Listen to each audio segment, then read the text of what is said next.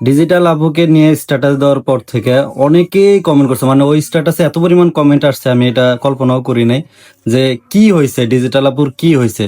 তো ওই বিষয়টা নিয়ে একটু কথা বলার জন্য ক্যামেরাটা অন করলাম, কারণ অনেকেই জানতে চাচ্ছেন যে ডিজিটাল আপুর কি হইলো হঠাৎ করে, উনি কেন মারা গেল, কোনো অসুস্থ কিনা। তো প্রথম যখন আমরা মানে খবর পাইছি, হ্যাঁ অনেকে আমাদেরকে নক দিছে যে ডিজিটাল আপু মারা গেছে, সকালবেলা আমরা এই খবরটা পাইছি। পাওয়ার পরে কালকে সকালে পাওয়ার পরে আমরা আসলে প্রথম দিকে বিশ্বাস করি নাই, অনেকে গুজব ছড়ায় না, ভাবছে হয়তো এরকম গুজব, কারণ উনি তো একটা সুস্থ সবল মানুষ এবং অত বয়সও হয় নাই, খুব যে বয়স হয়েছে তাও কিন্তু না, বা ওনার যে কোনো বড় রোগ আছে তাও কিন্তু না। তো উনি কিভাবে মারা গেল এটা মানে আমাদের কাছে বিশ্বাসই হইতেছিল না।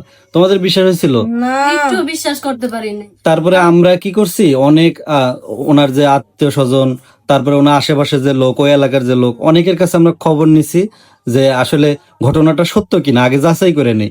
পরে যখন জানলাম সত্য, তারপরে আমরা একটা স্ট্যাটাস দিছি। তারপরে যেসব বিষয় আস্তে আস্তে আমরা জানতে পারছি, মানে এগুলো আমাদের কাছে খুবই খারাপ লাগছে। প্রথম আমরা জানতে পারছি যে উনি অসুস্থ অসুস্থ হয়ে মারা গেছে। তো তখন অনেক আফসোস লাগছে, আরে এত সুন্দর একটা, ওনার তো কোনো বড় রোগও নাই, তারপরে কিভাবে অসুস্থ হয়ে মারা গেল, একটু ডাউট লাগছে। পরে যখন ভালো করে খোঁজ খবর নিছি, দেখলাম যে আসলে উনি হচ্ছে সুসাইড করছে। তো আসলে ওনার মতো লোক যে সুসাইড করবে এটা বিশ্বাস করাটা অনেক কষ্টকর, কারণ হচ্ছে উনি সবসময় আমার দুই বউকে বুঝাইতো। আমাকে বেশি বোঝাতো, তারপরে পূর্ণিমাকেও যে মানে কষ্ট লাগলে, যদি কোনো বিষয় কষ্ট লাগে, তোরা কোথাও যাবি বা আমার কাছে আবি, কিন্তু কোনো দিন এরকম কাজ করবি না। তোরা কোনোদিন একসাথে আলাদা হইস না, সারাসারি করিস না, অনেক বুঝাইতো। একটা বড় আপু যে এরকম না, উনি আমাদের আমরা কাছে বড় এরকম আপুই ছিল। মানতাম। আমি কিন্তু সবসময় আপু আপুকে ডাকতাম এবং ওনারা বড় আপুর মতোই সম্মান করতাম, এবং উনিও কিন্তু ভাই বোনের মতো আম করে দেখতো। মানে এত আদর আপ্যায়ন মানে ঢাকা শহরে আর কেউ আমাদেরকে করছে কিনা জানি না।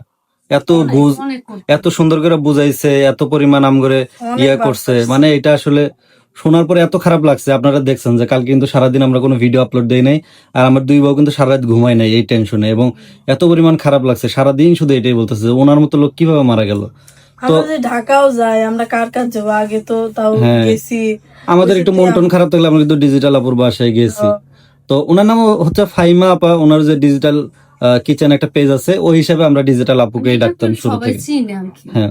তো হয়েছে কি, উনি সুসাইড করছে। এখন সুসাইডটা কেন করলো, কারণ উনি তো যথেষ্ট ভালো একজন মানুষ, নিঃসন্দেহে।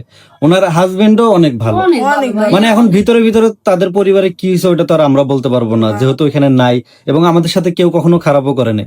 না ভাইয়া আমাদের সাথে খারাপ করছে, না আপু আমাদের সাথে খারাপ করছে। তো আমরা এখানে কাউরে দোষারোপ করতে পারবো না যে দোষটা মূলত কার।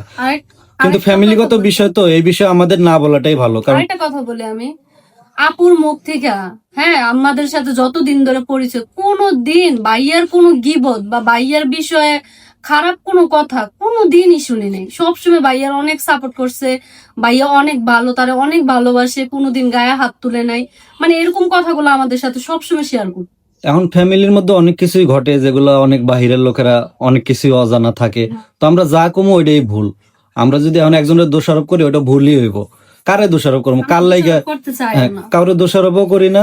তাদের ফ্যামিলি ম্যাটার, তারাই জানে ভিতরে ভিতরে কি হয়েছে। এবং একটা সুসাইড পর্যায়ে যাইতে গেলে একটা মানুষ কিন্তু কম কষ্ট পাওয়া যায় না। অবশ্যই তার ভিতরে কোনো কষ্ট আছিল, বা ফ্যামিলির সাথে কোনো ঝামেলা থাকলেও থাকতে পারে, কিন্তু আমরা যেহেতু জানি না এই জন্য আমরা শেয়ার করে বলতেছি না আসলে যে কি হয়েছে। কিন্তু যতটুকু জানলাম, ওনারা পোস্টমর্টমে নিচ্ছিল, উনি মারা যাওয়ার পরে পুলিশ আসছিল, আসার পরে পোস্টমর্টমে মানে রিপোর্ট আসছে যে উনি নিজে ইচ্ছায় সুসাইড করছে। তো এইটা আসলে ওনার মতো লোক সুসাইড করবে, উনি যথেষ্ট একজন বুঝমান লোক ছিল আমাদের দেখা মতে। উনি আসলে এই কাজটা যে করবে এটা আসলে আমাদের চিন্তার বাইরে। মানে একটা আমরা যখন মুহূর্ত শুনছি ভাবতে পারি না। আমরা যখন শুনছি যে এই কাজ হয়েছে, বিশ্বাস করেন মনে হয় মাথায় আকাশ ভেঙে পড়ছে, এবং মানে সারাদিনের আমাদের খাওয়া দাওয়া, আমাদের রান্না বান্না সব বাদ হয়ে গেছে। কালকে কোনো রান্না বাড়াও করি নাই, কিচ্ছু করি নাই, আমাদের সারাদিন শুয়ে ছিলাম। শুধু এরে ওরে ফোন দিতেছি, কি হইলো কি হইলো কেমনে কি হইলো, মানে একদম মেন যে ঘটনাটা এটা জানার জন্য অনেক চেষ্টা করছি। তো যতটুকু জানতে পারছি অতটুকুই বললাম। অনেকে বলছে যে কিভাবে মারা গেছে, তো এই জন্য ভিডিওটা করা। উনি হচ্ছে সুসাইড করে মারা গেছে, এবং আসলে এখানে আর কি বলবো, আর বলার কিছু নাই। সবাই ওনার এবং জন্য সবাই দোয়া ওনার জন্য দোয়া করবেন। অনেক ভালো মানুষ। আল্লাহ যেন ওনাকে মাফ করে দেয়। যদিও সুসাইড করছে, আসলে সুসাইড করলে তো মাফ পাওয়াটাও কঠিন, কারণ তিনি মারা গেছে, তিনি একজন যথেষ্ট ভালো মানুষ আছিল, তো ওনার এটা করা উচিত হয় নাই। যত কষ্ট হইতো অন্তত আমাদেরকে ফোন দিত বা আমাদের কাছে আসলো, কিন্তু আমরা ইয়া করতাম। মানে এই ডিসিশনটা আসলে সবসময় কইতো কি আমার যদি বেশি খারাপ লাগে আমি তো ওর কাছে যাম, হ্যাঁ এই কথাটা কিন্তু কইছে। আমি কিছুদিন আগেও একবার আমরা কথা কইলাম ইয়াতে, তখন হালকা একটু অসুস্থ আছিল, হ্যাঁ। যখন কক্সবাজার ছিলাম আমি। এরপর আর কথা হয় না আপুর সাথে। তো যাই হোক, সবাই দোয়া করেন আল্লাহ যেন ওনাকে মাফ করে দেয়। আর ওনার ভুল ধরার মতো আর- কোনো কিচ্ছু নাই যে ওনার একটা ভুল কমো যে এই মানুষটা এই ভুলটা করছে। এমন নিখুঁত একজন মানুষ আছিল, আল্লাহ তারপরে জানে তার ওনার জান্নাত ওনার দিছে। মেয়েটার জন্য সবচেয়ে বেশি খারাপ লাগতেছে, কারণ কাউসারের সাথে অনেক খেলতো বাড়িতে গেলে, আর কাউসার অনেক দুষ্টামি করতো, আপুরে অনেক জ্বালাইতো। আপু কোনোদিন মন খারাপ করতো না, বরং করতে যে কাউসারে আমার কাছে কত রাইখা দাও। ভালোবাসতো কাউসার। আসলে অনেক অনেক ভালোবাসতো কাউসারে। আমার শুধু কাউসার রেখে আমরা যে চারজন আছি, আমাদের চারজন অনেক ভালোবাসতো।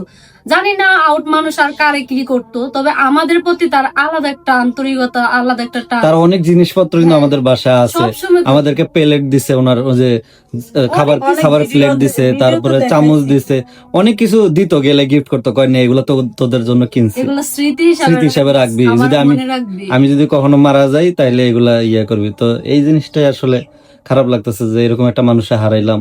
যদি কখনো ঢাকায় যাই, মানে খুব মিস করবো ঢাকায় গেলে। অনেক অনেক ওই যে রাস্তাটুকু যদি থাকতো তাহলে ওনার বাসায় যাইতে পারতাম, একদম বোনের মতো।